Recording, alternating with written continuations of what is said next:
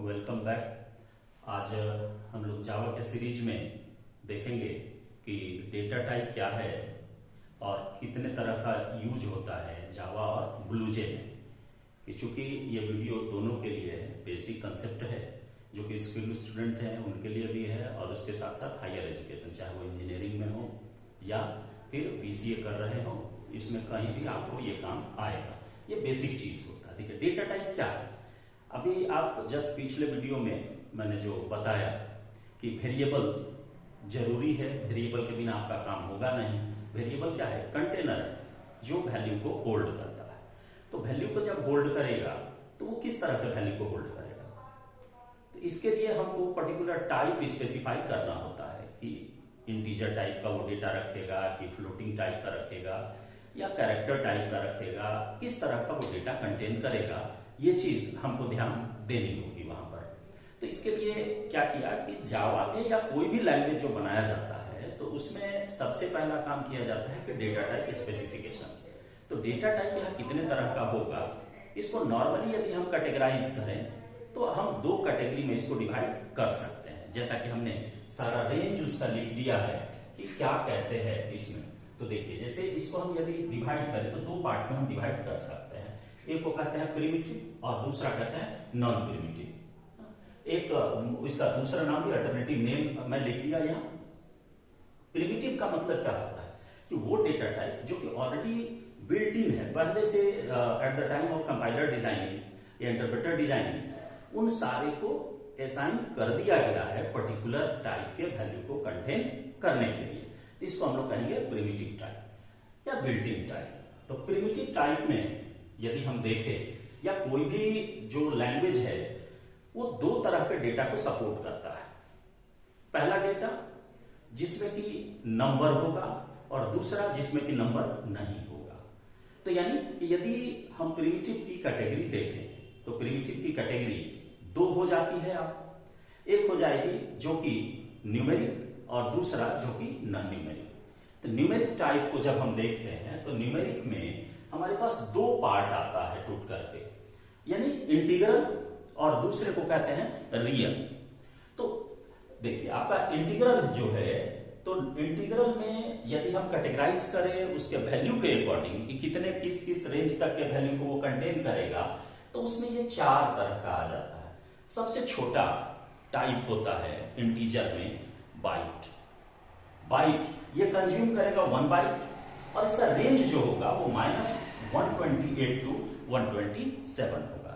यानी कि यदि हम बाइट टाइप का कोई भी वेरिएबल बनाएंगे तो ये माइनस से लेकर के प्लस तक में इसी रेंज के बीच के वैल्यू को कंटेन करेगा। अब इसके बाद यदि सपोज कीजिए कि कोई नंबर हमको इनपुट लेना है और वो हम 2 बाइट का नंबर है, तो 2 बाइट का नंबर है या वो भी आप छोड़ दीजिए, 2 डिजिट में हमको इनपुट लेना है। तो 2 डिजिट में इनपुट लेना है तो यदि आप शॉर्ट इंट लेते हैं तो 2 बाइट कंज्यूम करता है, इंटीजर लेते हैं तो 4 बाइट कंज्यूम करता है, लॉन्ग इंटीजर लेते हैं तो 8 बाइट कंज्यूम करता है। जबकि 2 डिजिट का रेंज आपको इसी के बीच में आ जाता है। ये तो 3 डिजिट में जाता है, 127 तक तो हमारा लेगा है पॉजिटिव में, तो इसके बीच में आ जाता है। तो उस केस में हम लोग को यह भी ध्यान रखना होता है प्रोग्राम में कि मिनिमम डेटा हमारा जो रखना है वो कितना बाइट कंज्यूम कर रहा है, हमारा डेटा कितने बाइट का है। और जितना कम बाइट लेगा मेमोरी उतना ज्यादा फ्री रहेगा, प्रोग्राम का एग्जीक्यूशन फास्ट होगा। अदरवाइज यूज कम है और जगह हम ज्यादा छेक लेते हैं, तो उस केस में ये आपका प्रोसेसिंग का जो स्पीड होगा, यदि टाइम के अकॉर्डिंग हम वहां कॉम्प्लेक्सिटी जब कैलकुलेट करेंगे तो वो वेरिएबल ज्यादा समय हमको लेगा। एक तो जगह ज्यादा ले लिया, उतने की आवश्यकता नहीं थी, तो हम अपने रिक्वायरमेंट के हिसाब से इसको हम यूज करते हैं, बाइट होगा कि क्या होगा। दूसरा इसमें सेकंड जो टाइप है वो है शॉर्ट टाइप का, और ये कंज्यूम करता है 2 बाइट और इसका रेंज वही है जो C++ में आपने देखा था इंटीजर का रेंज, -32,768 से लेकर के पॉजिटिव में ये आएगा कितना, 32,767 तक। ये रेंज उसी का, ये इंटीजर वाला रेंज जो C++ में आपने पढ़ा वो लेता है। अब इंट टाइप में यदि आते हैं तो इंट टाइप ये कंज्यूम करता है 4 बाइट। इसका रेंज हमने स्पेसिफाई कर दिया, लंबा रेंज हो जाता है इसका। लॉन्ग है तो लॉन्ग ये कंज्यूम करता है 8 बाइट और इसका रेंज यहां दिया हुआ है। अब आप एक बात समझिए कि आखिर इंटीजर हम किस केस में यूज करेंगे। तो हमको जब भी कोई वैल्यू लेना रहे जिसमें कि दशमलव यानी कि डेसिमल प्लेस नहीं है, तो उस जगह पर हम यूज करेंगे डेसिमल में किसको, इंटीजर को। यानी जैसे हम 25 लिखना है तो 25 लिखे, 279 लिखा, तो इस केस में, इस तरह के वैल्यू के केस में जिसमें कि दशमलव का यूज नहीं है, उस केस में हम यूज करेंगे इंटीजर को। और इंटीजर जो है ये एक रैपर क्लास है। मैं रैपर क्लास पर भी एक वीडियो बनाऊंगा आगे कि रैपर क्लास क्या होता है, उसमें मेथड्स कौन कौन से हैं, उसके बारे में भी मैं बताऊंगा डिटेल से। लेकिन अभी आप जानिए इंटीजर यहां पर एक रैपर क्लास के रूप में यूज हो जाता है और उसके अंदर ये प्रिमिटिव टाइप्स है। प्रिमिटिव टाइप्स हो गया जिसको कि हम डेटा टाइप के रूप में यूज करते हैं जावा में। इसके बाद जब इंटीग्रल को देख लेते हैं तो दूसरा है कि फ्लोटिंग पॉइंट, यानी इसी को रियल नंबर भी कहते हैं। आपको सी में और C++ में आप पढ़े हुए हैं, या इसमें भी जब टोकन्स के लिए मैं वीडियो बनाऊंगा तो उसमें इसको मैं डिस्क्राइब करूंगा कांस्टेंट के केस में। इसके बाद यदि फ्लोटिंग पॉइंट पर आते हैं तो फ्लोटिंग पॉइंट हमारा दो तरह का होता है। एक होता है सिंगल प्रिसीजन और दूसरा होता है डबल प्रिसीजन। तो सिंगल प्रिसीजन का मतलब हो जाता है उसको हम लोग सिंपली यूज करते हैं फ्लोट से स्पेसिफाई करते हैं, और जब हम डबल प्रिसीजन को रिप्रेजेंट करते हैं तो उसके लिए हम लोग टाइप यूज करते हैं डबल का। रेंज आपके सामने है, ये रेंज होता है जब आप वेरिएबल बनाते हैं तो ये इसके बीच के किसी भी वैल्यू को कंटेन करेगा। लेकिन अब बात आती है कि फ्लोट और डबल दोनों को ऐसे सिंपली समझने के लिए आप ये समझ लीजिए कि जब हम फ्लोट को यूज करेंगे तो नंबर ऑफ डेसिमल प्लेस जो है ये 6 तक सही आएगा। यानी आफ्टर डेसिमल हम 6 डिजिट तक जा सकते हैं जिसमें एक्यूरेसी होगी। लेकिन जब हम डबल की बात करते हैं तो डबल में 6 डिजिट से ज्यादा, 7 डिजिट हो, 8 डिजिट हो, 9 डिजिट हो, उसको ये 16 यानी 16 डिजिट तक जाता है नॉर्मली।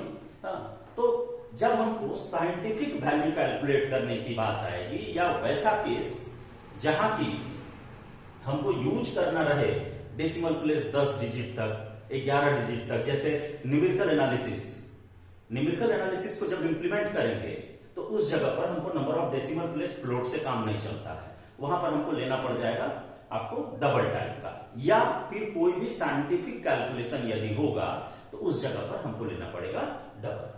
तो ये सिर्फ और सिर्फ यहाँ पे डेसिमल में आपको यदि अंतर है यानी कि जरूरत है ज्यादा का तब हम डबल लेंगे, अदरवाइज हम ले लेंगे कैसा, फ्लोट टाइप का। तो यदि हम फ्लोट भी लेते हैं और उसमें डायरेक्ट कोई आप वैल्यू रखिएगा, यहां पर एक चीज ये गौर करने की है, इसको आप समझ लें तो ये ज्यादा बेटर होगा कि यदि हम फ्लोट टाइप का कोई वेरिएबल बनाते हैं फ्लोट, और यहां सपोज कीजिए हम a लिखिए और a इक्वल टू 3.14 रखें, तो 3.14 रखेंगे तो ये जैसा ही वैल्यू हम असाइन करते हैं तो ये वैल्यू समझ जाता है कि किस टाइप का है, तो डबल टाइप का है। तो इसके साथ हम लोग यूज करेंगे f लास्ट में, आप f लगा दीजिएगा तो ये ऑटोमेटिक समझ जाएगा कि ये फ्लोट टाइप का। बाय डिफॉल्ट कोई भी डेसिमल प्लेस का वैल्यू इसको मिलता है तो कांस्टेंट टाइप का, तो वो समझ जाता है कि ये कैसा है, आपका डबल टाइप का है। तो उसको हमको बताना होगा, लिटरल्स हम लोग लास्ट में यूज करेंगे। ये टोकन्स बताऊंगा तो उस समय मैं बता दूंगा ये कि f क्यों दिया जाता है या f का मीनिंग क्या होता है। तो f लगा देंगे तो ये फ्लोट में आ जाएगा। देन डबल तो नॉर्मल है, जैसे आप वेरिएबल बनाइए और डबल टाइप का वैल्यू कुछ भी आप फ्रैक्शन के साथ रखिए, दशमलव के साथ रखिए, वो काम कर जाएगा। अब देखिए, अब बात है, ये तो बात आ गई किसकी, प्रिमिटिव टाइप के एक पार्ट की, न्यूमेरिक की। अब यदि हम नॉन न्यूमेरिक की बात करें तो नॉन न्यूमेरिक टाइप क्या है, नॉन न्यूमेरिक टाइप का मतलब हो जाता है कि जो कि नंबर यानी कि जिस पर अर्थमेटिक ऑपरेशन परफॉर्म नहीं हो। ठीक है, न्यूमेरिक नॉन न्यूमेरिक में मेन डिफरेंस यहां पर आकर के आपको पता चलेगा कि न्यूमेरिक टाइप चाहे बाइट हो, शॉर्ट हो, इंट हो, लॉन्ग है, फ्लोट है, डबल है, इसमें से कोई भी डेटा टाइप यदि आप लेते हैं तो इसमें आप अर्थमेटिक ऑपरेशन कर सकते हैं, किसी भी तरह का कैलकुलेशन इसमें पॉसिबल है। लेकिन जब हम नॉन न्यूमेरिक की बात करते हैं तो नॉन न्यूमेरिक में किसी भी तरह का अरिथमेटिक ऑपरेशन पॉसिबल नहीं हो पाता है, इसलिए क्योंकि ये न्यूमेरिक टाइप नहीं है। तो इसको यदि हम देखें तो यहां पर दो टाइप आपको मिलेगा, एक कैरेक्टर जिसके लिए कीवर्ड के रूप में हम यूज करते हैं कैर को, और ये कंज्यूम करता है 2 बाइट, और बाय डिफॉल्ट इसका वैल्यू होता है नल, जो \0 हम लोग पढ़ते थे या पढ़ते हैं C++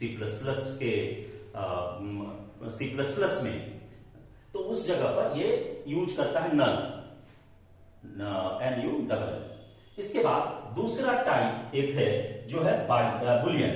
तो बुलियन क्या करता है, तो बुलियन डेटा टाइप सिर्फ ट्रू या फॉल्स को कंटेन करता है, यानी कि ये वैल्यू रखेगा। जैसे हम लोग C++ तक में यूज किए, तो वहां पर हम लोगों ने यूज किया था 0 और 1 या कोई भी पॉजिटिव वैल्यू, तो कह देते थे कि जो 0 है तो फॉल्स है, और 1 है या कोई भी पॉजिटिव नंबर है तो उसको हम लोग ट्रू मान लेते थे। तो नॉर्मली हम लोग 0 और 1 पर काम किया करते थे। लेकिन जावा में आपको यहाँ एक बुलियन टाइप दिया और इसका 2 वैल्यू यानी कि कांस्टेंट के रूप में 2 चीज ये प्रोवाइड कर दिया कि आइदर ये ट्रू कंज्यूम करेगा या फिर रखेगा अपने अंदर, या फॉल्स रखेगा। बाय डिफॉल्ट वैल्यू जो होता है इसका, ये होता है फॉल्स, और ये कंज्यूम करता है आपको 1 बीट।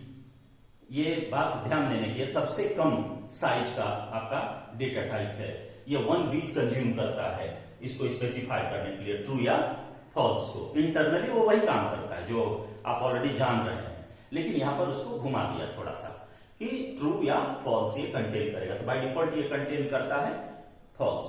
हाँ, हम यदि कोई भी वैल्यू नहीं देंगे तो ये फॉल्स कंटेन करेगा। इसी तरीके से तब तो ये जितना भी आप न्यूमेरिक टाइप देखें, इसका भी अपना डिफॉल्ट वैल्यू होता है। जैसे जितना भी इंटीग्रल है सारे में 0 बाय डिफॉल्ट होता है, और यदि फ्लोटिंग पॉइंट देखते हैं तो सब में 0.0 होता है। तो ये बात हो गई आपको कैरेक्टर टाइप किस तरह के डेटा को ये कंटेन करेगा। आइदर कोई कैरेक्टर, सिंबल या कोई नंबर भी हम रख सकते हैं। तो जो भी रहेगा यहां पर रखा हुआ, ये सिंगल कोट से इंक्लोज होता है कैरेक्टर टाइप में। हम मान लो 5 ही रखे तो 5 सिंगल कोट से इंक्लोज हो जाएगा। हम A रखे तो ये भी सिंगल कोट से इंक्लोज हो जाएगा। और यदि मान लो हम कोई सिंबल रखें, प्लस रखें, तो ये भी सिंगल कोट से इंक्लोज हो जाएगा। कैरेक्टर टाइप ऑलवेज इंक्लोज किया जाएगा किसमें, सिंगल कोट से। और बुलियन जो है ये तो डायरेक्ट आपको ट्रू और फॉल्स लिखना, स्मॉल में लिखा जाता है। ये ध्यान देंगे कि कैपिटल नहीं हो जाए फर्स्ट कैरेक्टर, हाँ, टोटल का टोटल ये स्मॉल में लिखा जाता है, ट्रू या फॉल्स। तो अब एक चीज आएगी बीच में आपके मन में कि कल जो पिछले वीडियो में मैंने बताया कि स्ट्रिंग एक टाइप हो जाता है, लेकिन अभी मैं उस पर चर्चा नहीं करूंगा, वो टोकन्स का पार्ट है, टोकन्स में मैं बताऊंगा उसके बारे में। तो ये हो गया आपका कैसा, प्रिमिटिव टाइप। अब बात आती है कि non primitive type. Non primitive type का मतलब हो गया कि वो टाइप जो कि पहले से डिफाइन नहीं है, यूजर खुद डिफाइन कर रहा है, उसको कहते हैं हम लोग नॉन प्रिमिटिव टाइप। तो यूजर क्या डिफाइन करेगा, कहां से डिफाइन करेगा, तो यूजर जब भी कोई नया टाइप बनाएगा तो उसको मदद लेनी होगी, वो हेल्प लेगा किसका, जो भी एग्जिस्टिंग टाइप है उसी का मदद लेगा। जैसे आप C++ में क्लास बनाए, तो क्लास बनाए तो उसमें कोई भी वेरिएबल आप जो डिक्लेयर किए डेटा मेंबर्स, तो वो डेटा मेंबर्स किस पर डिपेंड करता है, तो जो उसका प्रिमिटिव टाइप है, ऑलरेडी डिफाइंड टाइप है, उस पर डिपेंड करेगा। तो उसी तरीके से जावा में भी यदि हम प्री डिफाइंड टाइप को लेकर के हम बनाते हैं किसको, आपको कि नॉन प्रिमिटिव टाइप, या इसी को हम लोग रेफरेंस टाइप या डिराइव टाइप भी कह सकते हैं। तो इसमें क्या क्या आता है, तो क्लास, इंटरफेस है, एरे है। तो जैसे एरे, तो एरे एक टाइप है, तो आप कहिएगा कि एरे एक टाइप है तो डेटा टाइप में क्यों नहीं है, ये एक डिराइव टाइप है, ये बना हुआ होता है किसी से मिलकर के। जैसे फॉर एग्जांपल आप इसको समझ लीजिए कि एरे है और हमने यहां पर लिखा इंट और स्क्वायर ब्रैकेट दिया a इक्वल टू न्यू और इंट, और पैरेंथेसिस में हमने उसका साइज जो भी है वो असाइन किया, या आप सिंपली पहले इतना समझ लीजिए हमने ये डिक्लेयर किया, तो एक रेफरेंस टाइप का बनाया a, लेकिन इसके साथ ये क्या लग गया, एरे का सिंबल। अब इसके बाद यदि मान लीजिए हम फ्लोट टाइप का लेते हैं, तो फ्लोट टाइप का हम लेते हैं। तो यहां पर तो देखिए डेटा टाइप बदला तो हमारा जो एरे है ये तो दोनों एरे है, ए भी एरे है बी भी एरे है, लेकिन ये डिपेंड कर गया किस पर, डेटा टाइप पर। इसी डेटा टाइप से डिराइव होकर के ये बना, इसलिए इसको कहते हैं कि ये क्या है, डिराइव टाइप है। अब देखिए, अब इसके बाद मैं आपको बताता हूं इंटरफेस जो है और क्लास। इंटरफेस या क्लास क्या काम करेगा, तो देखो क्लास आपको जस्ट पिछले वीडियो में मैंने बताया कि जावा का जो भी प्रोग्रामिंग होगा वो डिपेंड करेगा क्लास पर। क्योंकि क्लास नहीं बनेगा तो कोई भी यहाँ एग्जीक्यूशन नहीं होगा, क्योंकि मेन ही ऑलरेडी रहता है एक क्लास के अंदर। तो क्लास जो बनाते हैं तो क्लास में हमको दो चीज मेनली रखना होता है। एक होता है कि मेंबर वेरिएबल्स। मेंबर वेरिएबल्स का मतलब हो गया कि those variables which are declared inside the class, हम उसको मेंबर वेरिएबल, जैसा कि हमने पिछले वीडियो में ये बता दिया कि 3 तरह का वेरिएबल होता है। तो जो वेरिएबल हम डिक्लेयर करेंगे वो भी कहां है, क्लास के अंदर है। तो क्लास के अंदर हम जब उसको असाइन करेंगे तो वो क्या हो गया, मेंबर वेरिएबल हो गया। और उस वेरिएबल पर ऑपरेशन को परफॉर्म करने के लिए हम मेथड्स को यूज करते हैं। तो मेथड्स का मतलब क्या हो गया कि फंक्शंस। तो जो फंक्शन उस क्लास के अंदर इस वेरिएबल पर, जो कि ऑलरेडी डिक्लेयर है, मेंबर वेरिएबल जिसको कह रहे हैं, मेंबर वेरिएबल पर ऑपरेशन को परफॉर्म करने के लिए हम लोग यूज करते हैं किसको, मेथड्स को। और मेथड्स उस वेरिएबल में वैल्यू रखना, उस वैल्यू को एक्सेस करना, उस वैल्यू पर ऑपरेशन परफॉर्म करना, किसी भी तरह का कैलकुलेशन करना, ये सारा कुछ डिपेंड कर जाएगा किस पर, मेथड के ऊपर। तो ये क्लास के अंदर दो चीज हो गया क्लास में, either data members and member functions also. तो डेटा मेंबर यानी कि वेरिएबल्स हो गया, और मेंबर फंक्शंस यानी कि जिसको मेथड कहते हैं। तो मेथड्स हो गया, ये दो चीज ये कंटेन करेगा। इंटरफेस आपका जो है वो सारा कुछ सेम रहता है क्लास की तरह, लेकिन यहां थोड़ा सा चेंज हो जाता है। तो ऑलमोस्ट सेम है। अंतर क्या है कि यहां पर कोई भी मेथड जो बनाते हैं वो मेथड कभी भी हम डिफाइन नहीं कर सकते, हम डिक्लेयर कर सकते हैं। डिक्लेयर का मतलब है कि प्रोटोटाइप डिक्लेरेशन पॉसिबल है, हम इंटरफेस में डाल सकते हैं, लेकिन उसका डिफिनेशन नहीं हो सकता है। हम इसको जहां भी जिस भी क्लास के साथ इंप्लीमेंट करेंगे उस इंप्लीमेंटेशन वाले क्लास में इन सारे मेथड्स को हम डिफाइन करेंगे, यानी कि रीडिफिनेशन होता है उसका। इसमें हम कांस्टेंट ले सकते हैं वेरिएबल, नॉर्मल वेरिएबल हम यूज नहीं कर सकते, इंटरफेस के अंदर लिख नहीं सकते। फंक्शन के पैरामीटर में पॉसिबल है, फंक्शन के पैरामीटर में आप दे सकते हैं, उससे कोई अंतर नहीं पड़ता है। लेकिन ये जो चाहिएगा, जैसे क्लास में हम डेटा मेंबर के रूप में वेरिएबल डिक्लेयर किए थे, उस तरीके से इंटरफेस में कर लेते, ये पॉसिबल नहीं है। यहां पर ये कांस्टेंट को सिर्फ ये ऑथराइज करता है कि कांस्टेंट बनाया जा सकता है, लेकिन आप इसमें मेथड के प्रोटोटाइप को डिक्लेयर कर सकते हैं और इंप्लीमेंटेशन बाद में, जो कि इनहेरिटेंस में मैं बताऊंगा। इनहेरिटेंस का जब वीडियो बनाऊंगा तो उसमें मैं बताऊंगा कि इंटरफेस कैसे काम करता है। इसको हम लोग कहते हैं नॉन प्रिमिटिव टाइप। तो दो टाइप आपको बता दिए कि प्रिमिटिव और नॉन प्रिमिटिव, जो कि जावा के अंदर होता है, और इसी के बेस पर सारा ऑपरेशन आपका चलता है। चाहे आप वेरिएबल, तो जैसा कि पिछले वीडियो में मैंने बताया था कि वेरिएबल आपका जो डिक्लेयर करने का तरीका, तो उसको हम लोग सिंपली क्या कहेंगे, स्कोप ऑफ वेरिएबल्स कहते हैं। जो टाइप ऑफ वेरिएबल्स में मैंने बताया था कि वो वेरिएबल जो कि क्लास के अंदर डिक्लेयर्ड है लेकिन उसके साथ स्टैटिक कीवर्ड नहीं लगा हुआ है, तो उसको हम लोग कहेंगे कि ये कैसा है, इंस्टांस वेरिएबल है। लेकिन क्लास के अंदर डिक्लेयर्ड है और उसके साथ यदि स्टैटिक कीवर्ड लगाए हुए हैं तो उसको हम लोग कहेंगे कि ये क्या है, क्लास वेरिएबल है। और तीसरा आपको टाइप बताए थे कि जब हम किसी फंक्शन के अंदर कोई वेरिएबल डिक्लेयर कर देते हैं तो उस वेरिएबल को हम लोग लोकल वेरिएबल कहते हैं, क्योंकि उसकी अवेलेबिलिटी उसी फंक्शन के ब्लॉक के अंदर ही पॉसिबल है, वो ब्लॉक के बाहर पॉसिबल नहीं है। एक चीज और मैं क्लियर कर दूं कि जब फंक्शन आप बनाते हैं तो फंक्शन का जो पैरामीटर लेते हैं आर्गुमेंट के रूप में, जो पैरामीटर आप असाइन करते हैं, वो भी लोकल वेरिएबल होता है। जो आर्गुमेंट के लिए हम वेरिएबल यूज कर रहे हैं फंक्शन के डिफिनेशन में पैरेंथेसिस के अंदर, वो भी लोकल वेरिएबल है। वो भी आपका उस मेथड के या फंक्शन के बाहर काम नहीं करेगा, इसलिए वो भी क्या कहलाता है, लोकल वेरिएबल कहलाता है। अब इसका यूज करके आप किसी भी तरह का प्रोग्राम, छोटा छोटा प्रोग्राम्स आप बनाइए। और बनाने के बाद जो भी क्वेरी होगी, मैं ऑलरेडी लिंक आपको दे चुका हूं, मेरे से जुड़िए। जो भी क्वेरी रहेगी, क्वेरी से रिलेटेड जो भी सॉल्यूशन होगा, मैं उस पर डालते रहूंगा। इंस्टाग्राम का मेरा लिंक दिया हुआ है, आप उससे जुड़ते जाइए। और इस पूरे सीरीज को जानने के लिए, पूरे जावा के कंसेप्ट को जानने के लिए आप फॉलो कर लीजिए, फॉलो करिएगा। तो आपको हर एक वीडियो, जैसे ही मैं इस कैटेगरी का वीडियो डालूंगा या जो भी वीडियो डालूंगा, उसका अपडेट आपको मिलते रहेगा। तो आज मैं इतना पर इसको समाप्त करता हूं। नेक्स्ट वीडियो में मैं आपको इसके आगे, यानी कि मेथड कैसे बनाते हैं, मेथड का क्या डिफिनेशन कैसे करते हैं, कैसे उसकी एक्सेसिंग होती है, इसके बारे में मैं बताऊंगा। लेकिन उसके पहले एक वीडियो मैं और देना चाहता हूं बीच में, कि चूंकि बहुत सारे लोग ऐसे होंगे जिनको टोकन्स के बारे में कोई विशेष नॉलेज नहीं होगा। टोकन्स क्या है, तो टोकन्स जान लेने से होगा क्या कि जितने भी सिंबल्स हैं जो कि आप ऑपरेटर के रूप में यूज करते हैं, सेपरेटर है, उसके बारे में आपको नॉलेज हो जाएगा।